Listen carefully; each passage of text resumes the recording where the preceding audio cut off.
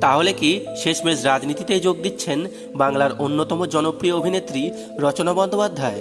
কি কথাটা শুনে অবাক হচ্ছেন নাকি? তাহলে চলুন এই ভিডিওর মাধ্যমে জেনে নিই যে আসল ঘটনাটা কি ঘটেছে। আসলে হঠাৎই নবান্নে দেখা গেল অভিনেত্রী রচনা ব্যানার্জিকে। মুখ্যমন্ত্রী মমতা বন্দ্যোপাধ্যায়ের সঙ্গে দেখা করেছেন দিদি নাম্বার ওয়ান। কথাটি ছড়িয়ে পড়তেই স্বাভাবিকভাবেই একটা প্রশ্ন সবার সামনেই উঠে এসেছে, তাহলে কি আবার ভোটে দাঁড়াচ্ছেন রচনা?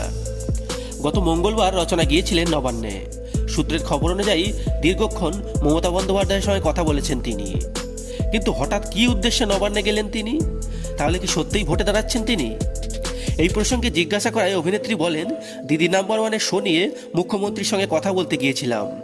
তবে রচনা যতই ব্যাপারটি উড়িয়ে দিন না কেন, লোকসভার ঠিক কিছুদিন আগে মমতা বন্দ্যোপাধ্যায়ের সঙ্গে এভাবে সাক্ষাৎ করাকে অনেকেই অন্যভাবে দেখছেন।